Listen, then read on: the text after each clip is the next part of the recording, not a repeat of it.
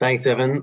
Yeah, I've unlearned how to say that, so thanks very much. I'm an architect and principal at Hassel in our Sydney studio, and I suppose for nearly the last 2 years I've been chairing and co-chairing the Aluminium Working Group to quite a lot of fun, and I'm pleased to report some great success. So really our purpose has been about understanding the challenges and importantly the opportunities for a low-embodied aluminium future in the Australian built environment. Historically, aluminium hasn't had the same level of focus or interest as other materials, but it is typically the third largest contributor to a building's embodied carbon after concrete and steel. And, compared to concrete, can be up to 100 times more intensive per kilogram of material. So we knew we had a lot on our hands to kind of educate the built environment kind of ecosystem. So yeah, it's been a really good journey so far.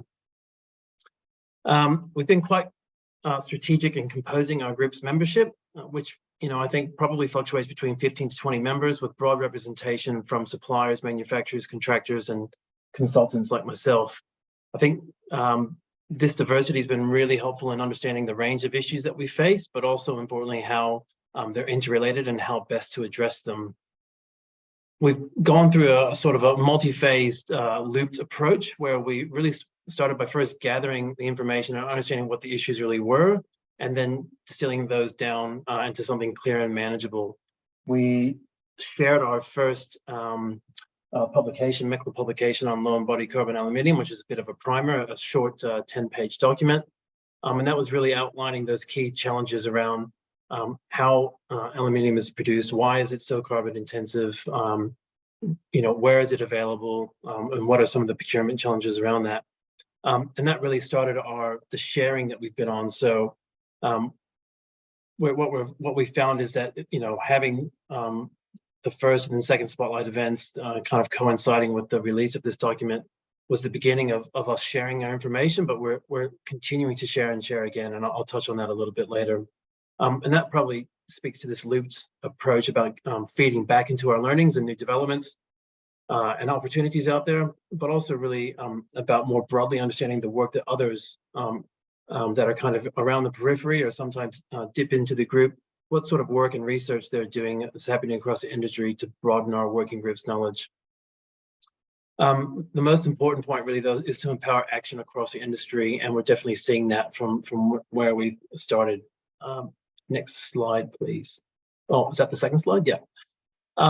So our objectives are really, like I said, about educating the built environment ecosystem as best we can.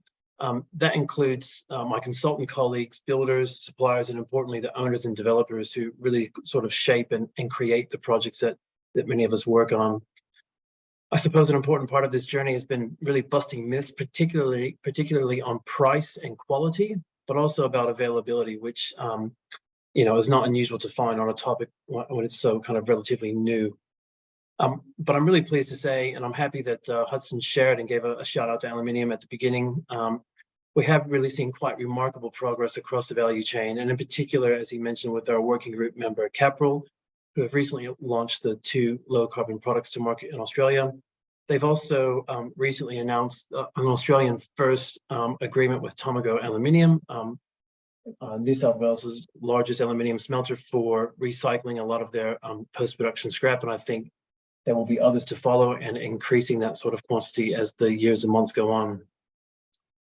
So I think it's fair to say that we are certainly seeing a lot of interest, not just from our kind of working group members, but across the industry, and it's kind of been really evident through posts across LinkedIn, research publications being published.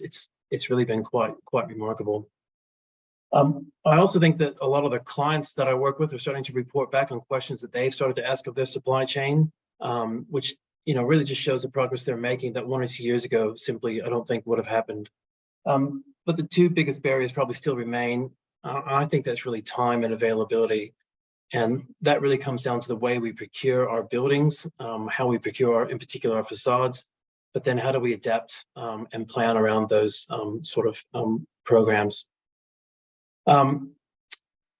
Currently, we are in a process of broadening our understanding through an outreach phase, connecting with external groups. We have hosted a session just recently with the Australian Energy Transition Initiative, looking at the work that they did for federal government around aluminium in particular. And upcoming, we have a session with Corio, the circular economy consultants based out of Brisbane, and Deloitte and the Australian Aluminium Council, looking at their research paper called Cast Anew, which was looking at circular economy opportunities in the aluminium value chain. And finally, we've been quite a busy group raising awareness and spreading the word. We published our low carbon aluminium brochure just over a year ago. We've held 2 spotlight events and 3 deep dives, which were very, very, I think, critical to raise our awareness, where we focus with 3 different groups across the ecosystem, kind of learning from one and sharing the information on to the next.